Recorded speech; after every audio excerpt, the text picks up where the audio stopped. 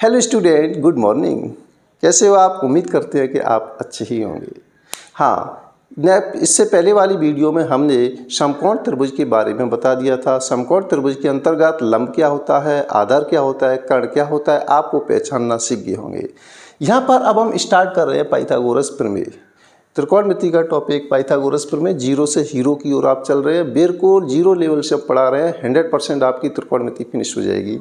अब आप यहाँ पर देख रहे हैं पाइथागोरस प्रमेय। देखो पाइथागोरस ने क्या बताया था। पाइथागोरस ने बताया किसी समकोण त्रिभुज के कर्ण पर बनाए गए वर्ग का क्षेत्रफल शेष दोनों भुजाओं पर बनाए गए वर्गों के क्षेत्रफलों के योग के बराबर होता है।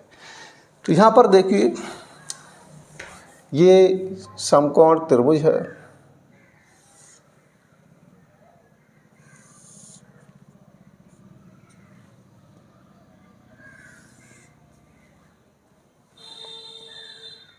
ABC समकोण त्रिभुज के कर्ण पर बनाया गया वर्ग। इस पर अब हमें वर्ग बनाना है तो परपेंडिकुलर लाइन ड्रॉ कीजिए।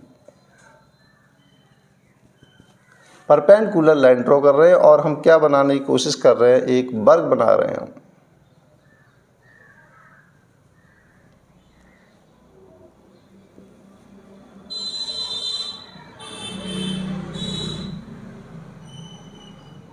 ये यहाँ पर कर्ण है, कर्ण पर हमने क्या बना दिया है, स्क्वायर बना दिया है।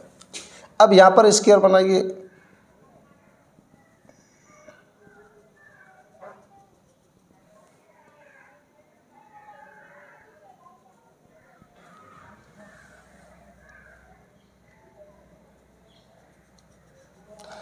ये एंगल अगर थीटा है मान लो, तो यहाँ पर ये वाली साइड इसकी लंब कहलाएगी। कल हमने बता दिया था।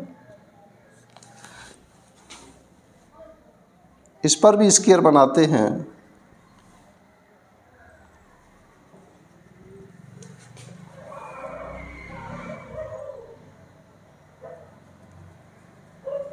यहाँ पर ये आधार है। अच्छा, अब आप ये तो जानते होंगे कि किसी वर्ग की एक साइड गिवन होती है तो आप उसका क्षेत्रफल निकाल सकते हैं, क्योंकि वर्ग का क्षेत्रफल होता है भुजा स्क्वायर। तो यहाँ पर आपको इस वाले वर्ग की इस वाले स्क्वायर की साइड मिल गई। साइड कितनी है? कर्ण है। यहाँ पर जो भुजा है उसकी क्या है? कर्ण है। तो यहाँ से इस वाले स्क्वायर का अगर क्षेत्रफल निकाला जाए, इसका क्षेत्रफल, तो कर्ण स्क्वायर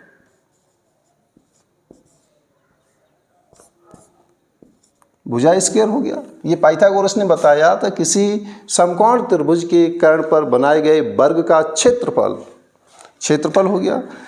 लंब तथा आधार पर बनाए गए वर्गों के क्षेत्रफलों के योगफल के बराबर होता है। तो इस वर्ग का क्षेत्रफल बताइए क्या होगा? एरिया।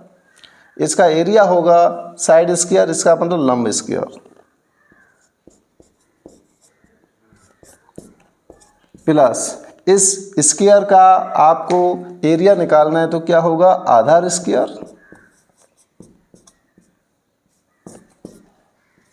तो यहाँ पर कर्ण स्क्वायर बराबर होता है लंब का स्क्वायर प्लस आधार का स्क्वायर। ये किसने बताया? पाइथागोरस ने बताया था। अब यहाँ पर आपको तीन अज्ञात राशि दिखाई दे रही हैं। एक तो कर्ण है, एक लंब है और एक आधार है। तीन अज्ञात राशि है। इनमें से कोई दो राशियां देगा, लंब दे दे या फिर आधार दे दे प्रश्न में, तो आप कर्ण आसानी से निकाल सकते हैं। या फिर कर्ण दे दे, लंब दे दे, तो आप आधार आसानी से निकाल सकते हैं। या फिर आधार दे दे, कर्ण दे दे, तो भी आप लंब निकाल सकते हैं। तो यहाँ पर अदर फार्मूले यहाँ से निकाले जा सकते हैं। चलो इधर लिखते हैं लंब का स्क्वायर। अच्छा चलो एक चीज़ और बताएं, कर्ण अगर आप यहाँ से निकालें तो इधर से स्क्वायर हटा देंगे, इस पर अंडर रूट लग जाएगा।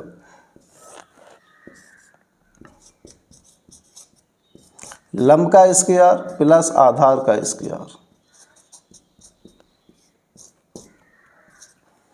तो कर्ण बराबर होता है अंडर रूट लंब स्क्वायर अपॉन आधार का स्क्वायर। दिखाई तो दे रहा होगा आपको? हाँ दिखाई दे रहा है आपको।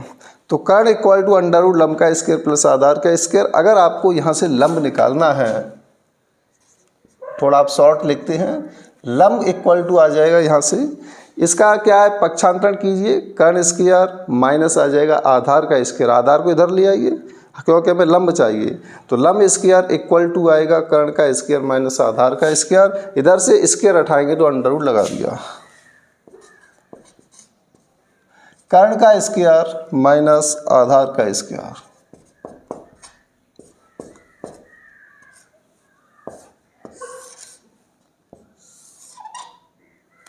अगर आपको आधार निकालना है तो यह आएगा अंडर रूट कर्ण का स्क्वायर माइनस लंब का स्क्वायर, ये ध्यान रखना।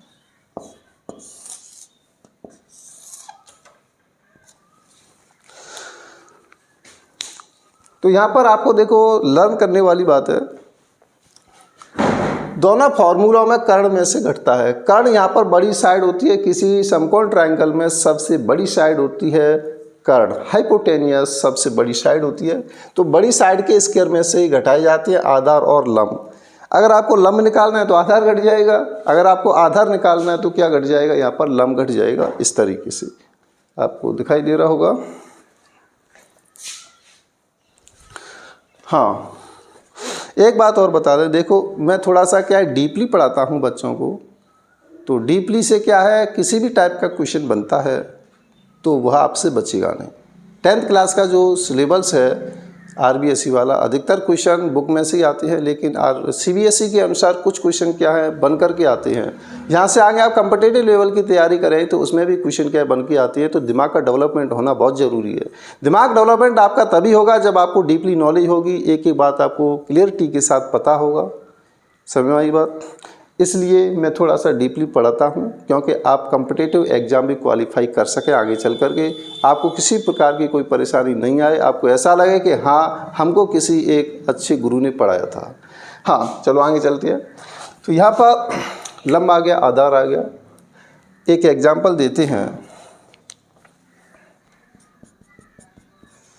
यदि, चलो इसको आप साफ कर दें, इसकी कोई आवश्यकता नहीं है।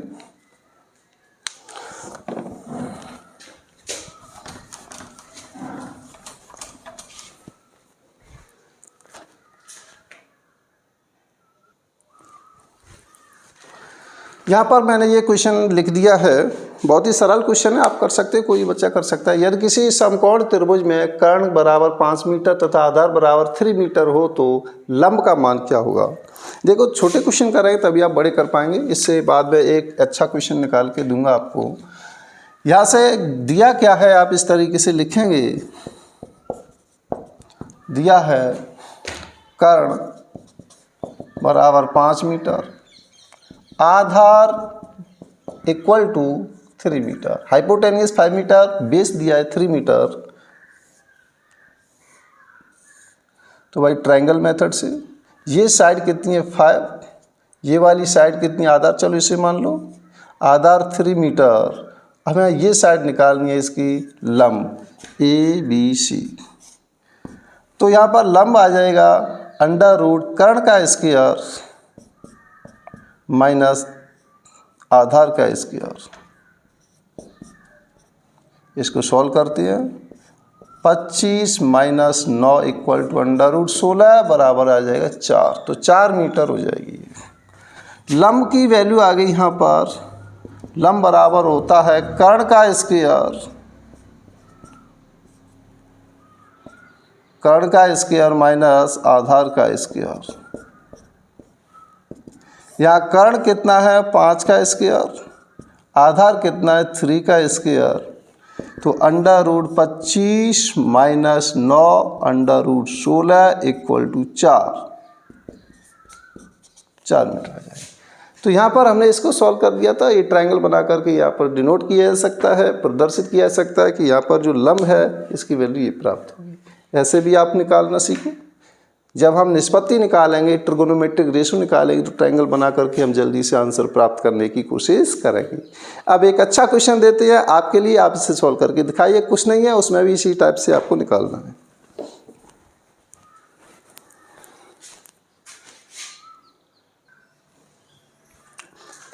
हाँ, यहाँ पर देखो मैंने एक एग्जाम्पल लिख दिया है, बहुत अच्छा है, कॉम्पिटिटिव लेवल का एग्जाम लिख दिया है जिसे आप करने की कोशिश करिए। यदि किसी समकोण त्रिभुज में कर्ण कितना है 1+x² तथा लंब कितना है 2x हो तो आधार का मान क्या होगा, इसका बेस का मान क्या हुआ। कुछ नहीं है, इसी टाइप से सॉल्व करना है। हल सॉल्यूशन देखिए, इसमें हमें क्या दिया है, एक तो दिया है कर्ण, कर्ण है 1+x² और लंब है 2x। तो यहाँ पर हमें निकालना क्या है, आधार। आधार का फॉर्मूला होता है अंडर रूट कर्ण का स्क्वायर माइनस लंब का स्क्वायर। कर्ण कितना है 1+x²। अब इसका क्या करना पड़ेगा, स्क्वायर, इंपॉर्टेंट बात, बच्चे यहाँ गलती कर देते हैं। कर्ण की वैल्यू क्या है 1+x², उसका होल स्क्वायर करना है, माइनस लंब कितना है यहाँ पर 2x है, 2x का स्क्वायर। इसको आगे सॉल्व करते हैं तो ये आ जाएगा अंडर रूट 1+x² का होल स्क्वायर। इसका मतलब इसको आप ऐसे नहीं घटाएंगे, a+b का होल स्क्वायर करके घटाइए तो a² प्लस 2ab, a की वैल्यू 1, b की value x² plus b² minus 2x, तो इसका मतलब आ जाएगा 4x²। इसका स्क्वायर किया हमने तो ये आ जाएगा माइनस 4x²। इसको आगे सॉल्व करते हैं। 1 प्लस 2 का मल्टीप्लाई करेंगे तो ये आ जाएगा 2x² प्लस x की पावर 4 माइनस 4x²।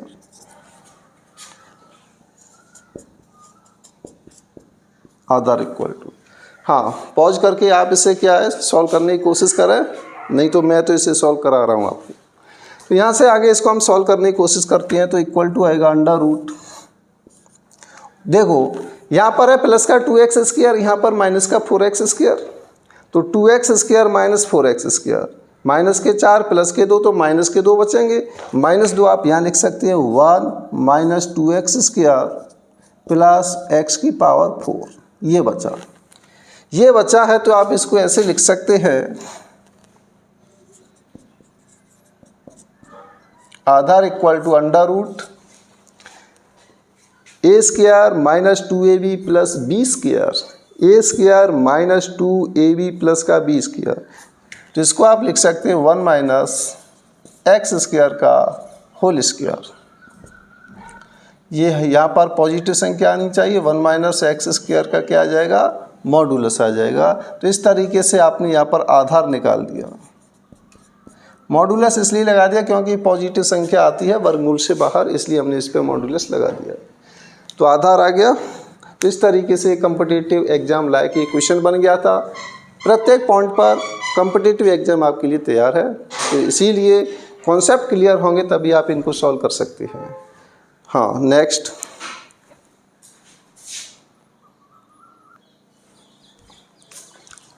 हाँ अब हम लेते हैं त्रिकोणमितीय अनुपात।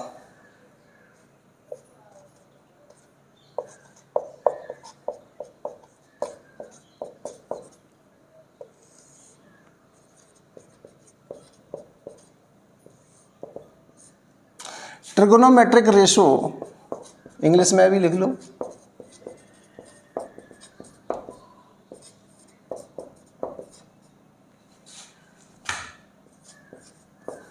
ट्रिगोनोमेट्रिक रेशो, देखो त्रिकोणमितीय अनुपात, इनको हम क्या बोलते हैं, ट्रिगोनोमेट्रिक रेशो, और दूसरा नाम इसे निष्पत्तियां भी कहती हैं, निष्पत्तियां।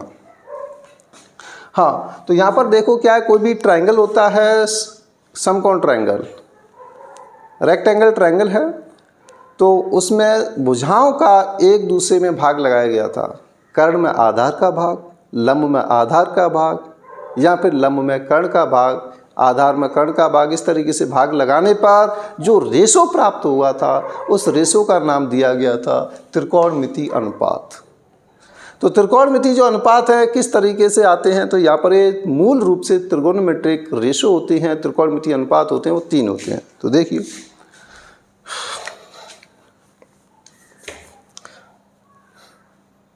या कोई ट्रायंगल है, चलो इधर ले लेते हैं।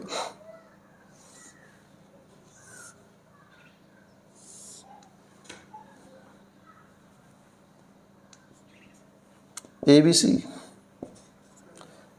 समकोण के सामने की भुजा क्या कहलाती है? लंब कहलाती है। यहाँ पर ये लंब हो जाएगा, सॉरी मैं गलत कह गया। समकोण के सामने की भुजा को, ये समकोण है, समकोण के सामने की भुजा को क्या बोलते हैं? कर्ण कहते हैं। थीटा है, थीटा के सामने की भुजा को लंब कहा जाता है। जो भुजा शेष बचती है उसको आधार कहा जाता है। वैसे हिंदी में क्या है, लंब है तो इसे कैपिटल L से भी डिनोट कर देती है। कैपिटल L है ये, L फॉर लंब। कर्ण है तो इसे K से डिनोट कर देते हैं। आधार है तो इसे A से डिनोट कर देते हैं। यहाँ पर वैसे लंब को परपेंडिकुलर कहा जाता है, P से भी डिनोट किया जाता है, लेकिन हिंदी मीडियम वालों के लिए लंब को L से प्रदर्शित करेंगे, कर्ण को K से, आधार को A से प्रदर्शित करेंगे। तो यहाँ पर क्या है, साइड का एक साइड से दूसरी साइड में भाग लगाया गया था।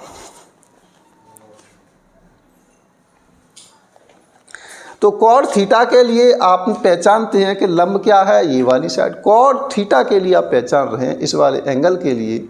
आधार क्या है इस वाले कॉड के लिए? ये। और इसी कॉड के लिए कर्ण तो समकोण के सामने की साइड होती है, वो आपकी क्या कहलाती है? कर्ण कहलाती है। तो यहाँ पर भाग लगाया गया था कॉड थीटा के लिए। कॉड थीटा के लिए, कॉड थीटा के लिए साइन निष्पत्ति, साइन, साइन को हिंदी में कहा जाता है ज्या। चलो हिंदी में इधर लिख लेते हैं, ज्या। कॉड थीटा के लिए ज्या निष्पत्ति।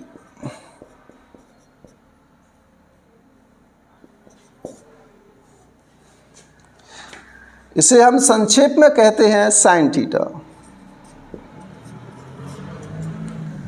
साइन थीटा कब प्राप्त हुआ था? जब लंब में कर्ण का भाग लगाया गया था तो उसे हमने कहा था साइन थीटा। लंब में कर्ण का भाग लगाया गया था जब, तो लंब बटे कर्ण को क्या कहते हैं? Sine theta. जब लंब में कर्ण का भाग लगाते हो तो यहाँ पर साइन इंटू थीटा नहीं लिख सकते, इस बात का भ्रम हो साइन गुणा थीटा है, साइन इंटू थीटा नहीं है। यहाँ पर साइन थीटा एक कंप्लीटली वर्ड है यहाँ पर। तो यहाँ पर साइन थीटा है। कॉड थीटा के लिए साइन निष्पत्ति कहती है, इसे ज्या कहती है। कॉड थीटा के लिए ज्या निष्पत्ति। ज्या, देखो ये वर्ड आने चाहिए आप पर। कभी कभी आप 11th क्लास में जब पढ़ेंगे फिजिक्स के अंतर्गत तो यह इसके समानुपाती होता है, इसके व्युत्क्रमानुपाती होता है। साइन के, कॉज्या के, ज्या के समानुपाती, कॉज्या के, बर के व्युत्क्रमानुपाती। तो इस टाइप के वर्ड आने चाहिए आप पर। हाँ, तो साइन थीटा इक्वल टू होता है लंब बटे कर्ण। इसको हम कैपिटल L से डिनोट करते हैं और इसे हम कैपिटल K से डिनोट करते हैं। L अपॉन K होता है। अच्छा, नेक्स्ट चलते हैं आगे की ओर। कॉड थीटा के लिए इसके बाद आती है कॉज्या, कॉटिज्या भी कहते हैं। कॉज्या को कहा जाता है कोसाइन। इसका कंप्लीटली वर्ड है कोसाइन निष्पत्ति। देखो जो मैथमेटिशियनों ने जो निकाला है कि इस वाली साइड में इसका भाग लगाएंगे तो उसके वर्ड बना दिए गए हैं फिक्स कि लंब है। अब लंब क्या है, कोई ना कोई एंगल तो होगा तभी तो लंब पहचानेंगे, तो वहाँ पर उन्होंने सिंबल दे दिया थीटा। थीटा के लिए लंब ये वाली साइड है, इसी थीटा के लिए। तो यहाँ पर जो कोई ना कोई एंगल देता है तभी आप लंब आधार पहचानेंगे, इसलिए इसमें थीटा गिवन होता है। हाँ,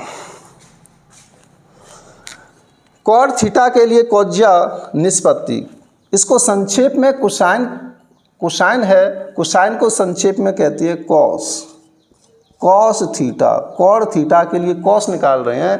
कॉस होता है आधार बटे कर्ण, आधार बटे कर्ण कॉस थीटा। आधार को A से डिनोट किया जाता है और इस कर्ण को K से डिनोट करेंगे हम।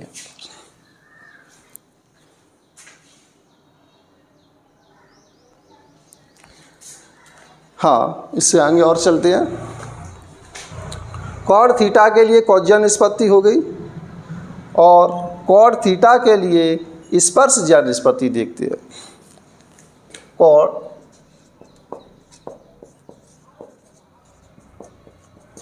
थीटा के लिए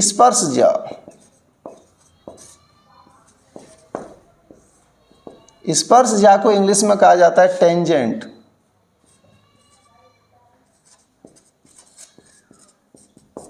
निष्पत्ति देख लेना, टेंजेंट निष्पत्ति आपको दिखाई दे रहा होगा।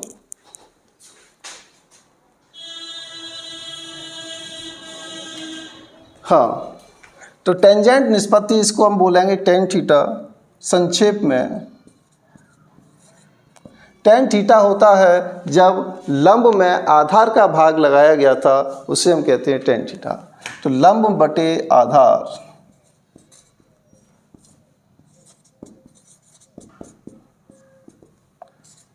लंब को L से डिनोट, आधार को हम A से डिनोट करते हैं। तो इस प्रकार आपकी ये जो मूल रूप से ट्रिगोनोमेट्रिक रेशो होती हैं वो कितनी होती हैं? 3।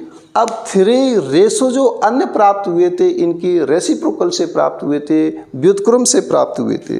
तो यहाँ पर इनके व्युत्क्रम वाली TR और ले लेते हैं ट्रिगोनोमेट्रिक रेशो TR। एक इम्पोर्टेंट बात और बता दें, यहाँ पर जो S है, कॉस है, टेन है, तो इसमें जो पहला जो वर्ड होता है, पहला लेटर होता है इसमें, ये पहला लेटर यहाँ पर कैसा है? स्मॉल। सब में स्मॉल है, ये भी स्मॉल है, ये भी स्मॉल है, ये ध्यान रखना। अगर कैपिटल बना दें तो गलत माना जाता है।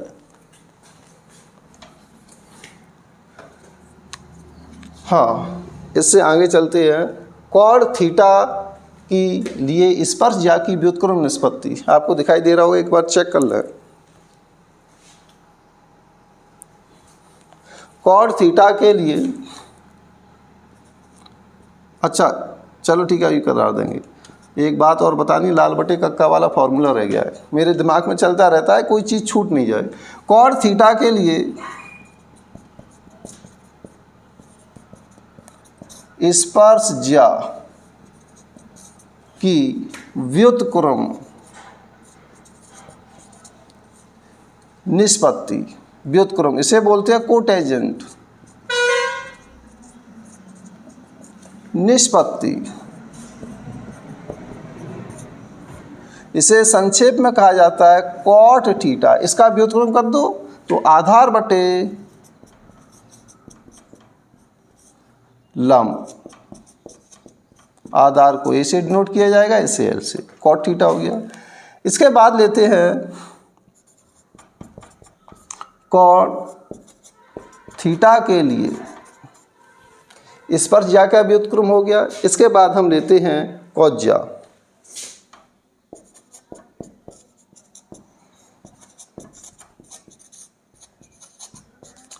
कॉसज्या की व्युत्क्रम, हाँ, यहाँ पर जो कॉस दिखाई दे रहा है इसे हम बोलते हैं सेकेंड, इसका उल्टा होता है सेकेंड निष्पत्ति।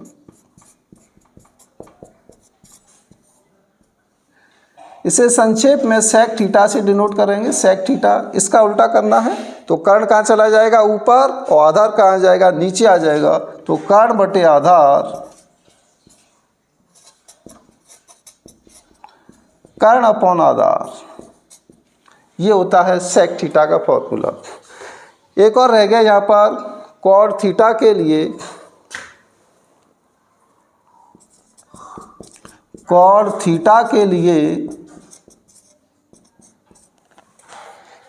हाँ ज्या की व्युत्क्रम निष्पत्ति,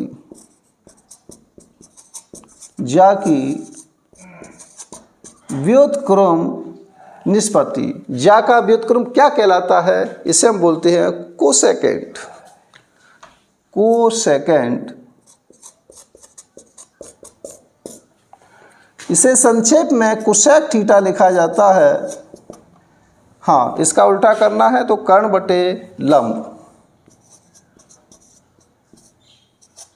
कर्ण बटे लंब। इसे K से डिनोट किया जाएगा, इसे L से डिनोट किया जाएगा। इस प्रकार आपकी टोटल 6 जो TR थी, टोटल 6 ट्रिगोनोमेट्रिक रेशो हैं, ये होती है sine cos tan, sine cos tan और कॉट और ये सेक, आपकी ये 6 TR प्राप्त होती है। नंबर 1, नंबर 2, नंबर 3, 4, 5 और 6, कॉट थीटा के लिए 6। अब इनको याद करने का एक मेथड बनाया गया था, तरीका बनाया था। ये 6 जो TR हैं, टोटल 6 TR, इनको याद कैसे किया जाए देखिए।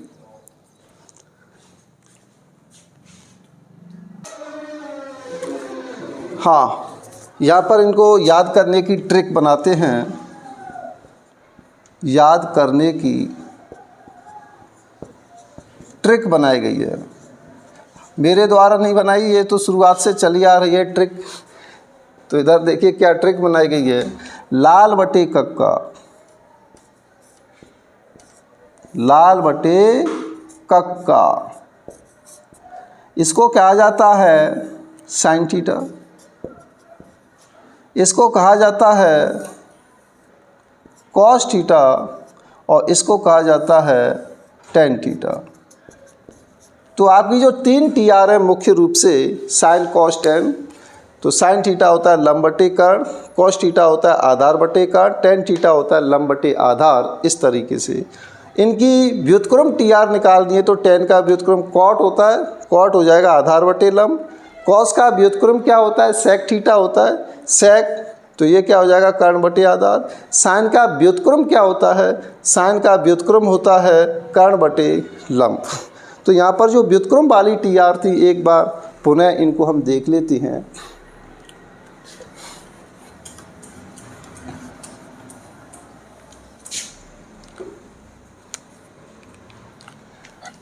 नोट डाल के लिख लो, कोई बात नहीं। डायरेक्ट अब हम दिखाते हैं आपको व्युत्क्रम निष्पत्तियाँ। व्युत्क्रम TR या व्युत्क्रम निष्पत्तियाँ या ट्रिगोनोमेट्रिक त्रिकोणमितीय अनुपात कहेंगे आपसे, व्युत्क्रम त्रिकोणमितीय अनुपात। तो यहाँ पर व्युत्क्रम जो भी है कॉट थीटा लेते हैं, कॉट थीटा इक्वल टू होता है 1/tan थीटा। टेन का उल्टा ही तो होता है कॉट, तो टेन का उल्टा कर दिया 1/10, ऐसे भी आप इन्हें लर्न किया जा सकता है। हाँ, इसके बाद सेक थीटा, सेक किसका उल्टा था, कॉस का उल्टा, तो कॉस थीटा का उल्टा क्या होगा 1/cos थीटा, तो यह आ जाएगा 1/cos थीटा। इसके बाद आता है कोसेक थीटा, कोसेक किसका उल्टा होता है, यहाँ साइन का उल्टा होता है, तो 1/sin हो जाएगा ये 1/sin थीटा। तो इस प्रकार आपकी ये व्युत्क्रम निष्पत्तियाँ हो गई जो इम्पोर्टेंट हैं ये। हाँ, नोट करते जाइए आप। हाँ, अब हम चलते हैं त्रिकोणमितीय सर्वसमताओं की ओर, ट्रिगोनोमेट्रिक आइडेंटिटीज। त्रिकोणमितीय सर्वसमताएं, देखो सर्वसमताएं होती है सभी मानों के लिए, वो ट्रू होती हैं, सत्य होती हैं, वो त्रिकोणमितीय वो सर्वसमताएं कहलाती है। कोई फार्मूला हो सकता है या फिर कोई त्रिकोणमितीय समीकरण हो सकता है, सभी मानों के लिए वो सत्य होता है, उसे सर्वसमता कहते हैं। सभी मानों के लिए सत्य सर्वसमता कहलाता है। त्रिकोणमितीय सर्वसमताएं,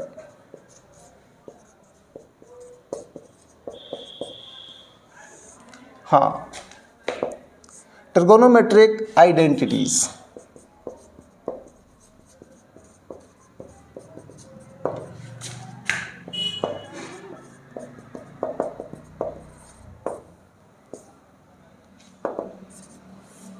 ट्रिगोनोमेट्रिक आइडेंटिटीज देखो यहाँ पर,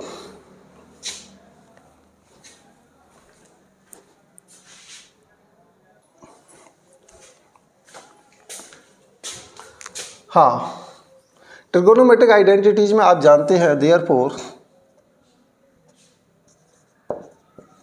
साइन थीटा इक्वल टू होता है लंब बटे कर्ण, कॉस थीटा इक्वल टू होता है आधार बटे कर्ण। This equation first, this equation second. समीकरण 1 और 2 का वर्ग करके जोड़ दें, स्क्वायर करने के बाद हम इनको ऐड कर रहे हैं, adding after square from equation first and second. समीकरण 1 व 2 का वर्ग करके जोड़ने पर, जोड़ते हैं तो क्या प्राप्त होता है, साइन स्क्वायर थीटा, हाँ, प्लस कॉस स्क्वायर थीटा, इसका स्क्वायर कीजिए तो L अपॉन के का स्क्वायर प्लस A अपॉन के का स्क्वायर। इंग्लिश मीडियम वाले लंब को क्या कहते हैं, परपेंडिकुलर, तो इसे P भी लिख सकते हैं, और यहाँ कर्ण को कहा जाता है हाइपोटेनियस, तो P अपॉन H भी आप लिख सकते हैं, उससे भी आप कर सकते हैं। Sign square theta plus cos square theta हम प्राप्त करना चाहते हैं, क्या प्राप्त होता है, यह आ जाएगा L स्क्वायर अपॉन के square plus A square upon के स्क्वायर। के स्क्वायर यहाँ पर एलसीएम लिया जाता है, तो यह आ जाएगा L square plus A square. लंब का स्क्वायर प्लस आधार स्क्वायर इक्वल टू होता है के स्क्वायर, तो यहाँ के स्क्वायर से के स्क्वायर कैंसल, इक्वल में क्या आ गया, 1 आ गया। इस तरीके से sine square theta plus cos square theta क्या प्राप्त होता है, 1 प्राप्त होता है। Important identities, sine square theta plus cos square theta equal to 1 होता है। अगर आपसे कोई पूछ लिया जाए कि बताइए इसकी वैल्यू ज्ञात कीजिए, sine square 1 plus cos square 1, तो यहाँ पर ये मत कहना साइन 1 की वैल्यू हम जानते नहीं है, साइन 2 की वैल्यू जानते नहीं है, 2 भी लिख दो ये लो, इससे कोई मतलब नहीं है, ये इक्वल होने चाहिए, थीटा इक्वल होते हैं तब उसकी वैल्यू डायरेक्टली क्या प्राप्त होती है, 1 प्राप्त होती है, ध्यान रखना। इस तरीके से समीकरण 3 नाम दे दो। अब इसका क्या हम पक्षांतर कर दें, साइन स्क्वायर थीटा निकालें, यहाँ से sine square theta equal to होगा 1 माइनस के कॉस स्क्वायर थीटा। साइन को कॉस की टर्म में ऐसे लिखा जा सकता है, कॉस स्क्वायर थीटा अगर आप निकालें, cos square theta equal to आ जाएगा, साइन को उधर भेजो, साइन स्क्वायर को उधर भेजेंगे तो किसका हो जाएगा, माइनस का, 1 minus sign square theta. Box में बंद करते जा रहे हैं बिकॉज ये इंपॉर्टेंट फॉर्मूले आपके लिए बन गए हैं, इंपॉर्टेंट आइडेंटिटी हैं। अच्छा, अब आगे की ओर चलते हैं।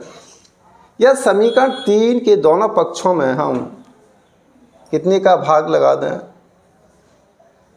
चलो ठीक है, कोई बात नहीं, अभी भाग लगाएंगे तो आपको क्या मालूम नहीं पड़ पाएगा, पहले इन दोनों भाग लगा लेते हैं।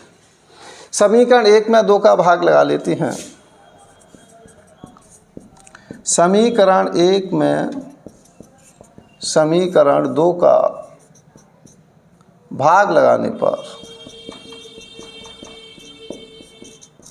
समीकरण 1 में भाग लगाएंगे, पहले वर्ग करके जोड़ दिया, अब हम भाग लगा रहे हैं, तो साइन थीटा अपॉन में आ जाएगा कॉस थीटा, तो ये आ जाएगा L अपॉन के और नीचे आ जाएगा A अपॉन के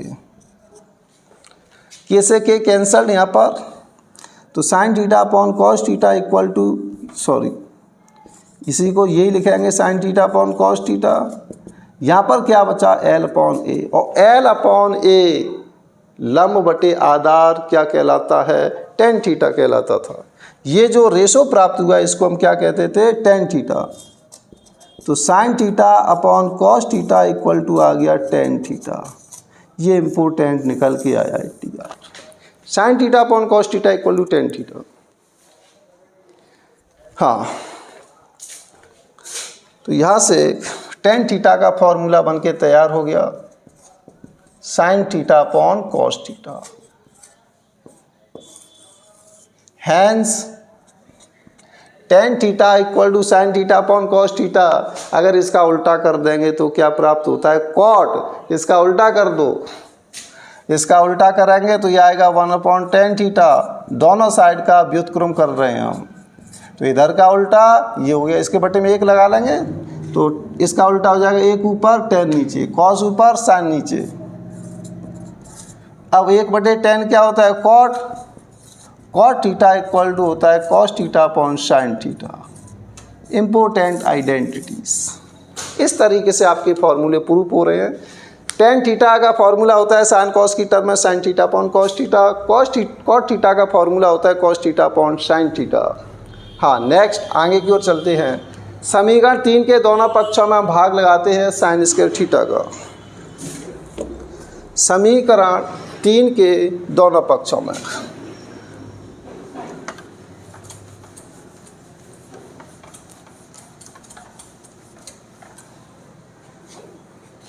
समीकरण 3 के दोनों पक्षों में साइन स्क्वायर थीटा का भाग लगा लो। चलो कॉस का लगा लो। कॉस स्क्वायर थीटा का भाग लगाने पर भाग लगाएंगे तो ये प्राप्त होगा sign square theta upon cos square theta plus cos square theta upon cos square theta. मैं एक ही बार में फिनिश करना चाहता हूँ इस ट्रिगोनोमेट्री के सभी फार्मूलों को। Cos square theta sine square theta upon cos square theta, इसको आप ऐसे लिख सकते हैं sine theta upon cos theta का होल स्क्वायर। ये 1 कैंसल हो गया equal to 1 upon cos theta का होल स्क्वायर। साइन बटे कॉस को कहा जाता है टेन थीटा, तो टेन थीटा का होल स्क्वायर प्लस के 1। इसको लिख सकते हैं 1 बटे कॉस, किसका उल्टा होता है सेक का। स्क्वायर को यहाँ भी लगा सकते हैं, कोई फर्क नहीं पड़ता है। Tan square theta plus 1 equal to आ जाएगा सेक स्क्वायर थीटा। इसको आप ऐसे लिख सकते हैं 1 plus tan square theta equal to sec square theta. Important identities 1 plus tan square theta equal to होता है सेक स्क्वायर थीटा होता है 1 plus tan square theta equal to sec square theta.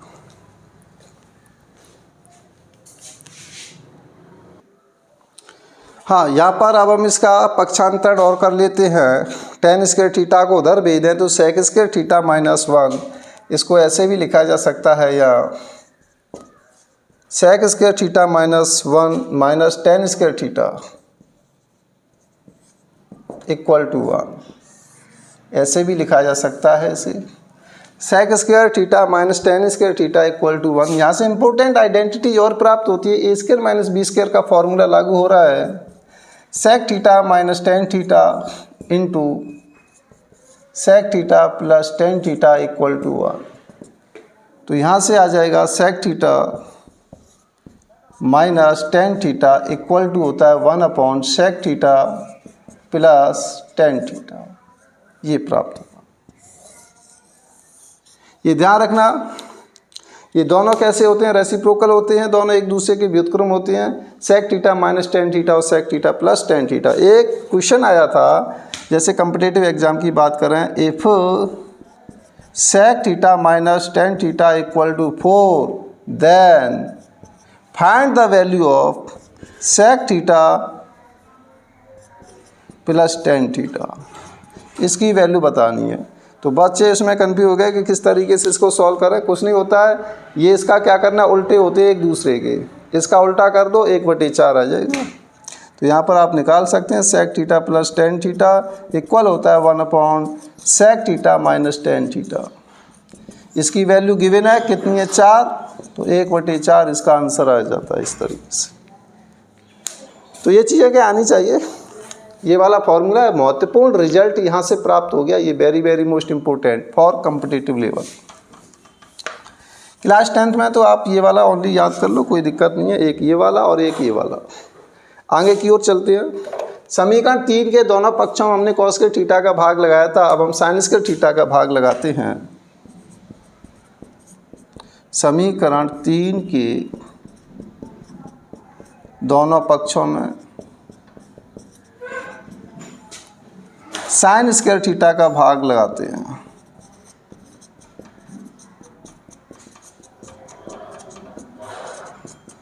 Sine square theta का, तो यह आ जाएगा, हाँ पहले कॉस का लगाया था, अब साइन का लगा रहे हैं, upon sine square theta cos square theta upon sine square theta 1 upon sine square theta. Sine से साइन कैंसल, 1 प्लस कॉस बटे साइन होता है कॉट स्क्वायर थीटा। साइन का उल्टा कोसेक। अब तो आप समझ जाओ,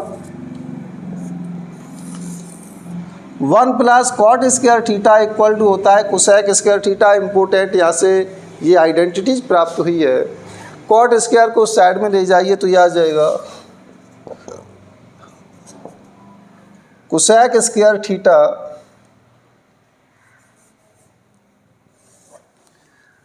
चलो आ जाए, ठीक है ना। इस साइड में लिख देते हैं, उधर आ नहीं पाएगा।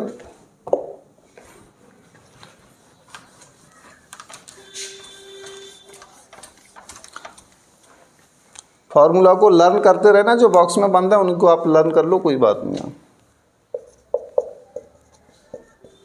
Cosec square theta minus cot square theta equal to 1 प्राप्त होता है।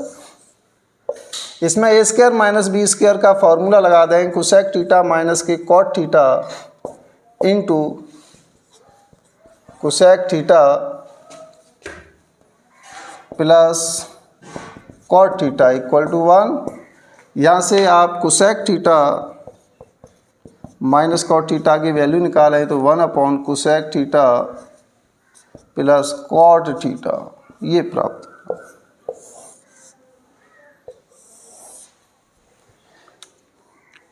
इस तरीके से आपकी जो आइडेंटिटीज़ थी वो लगभग सभी कंप्लीट हो चुकी हैं क्लास 10th लेवल की। इसके बाद नेक्स्ट वीडियो में मिलते हैं। Thank you for watching.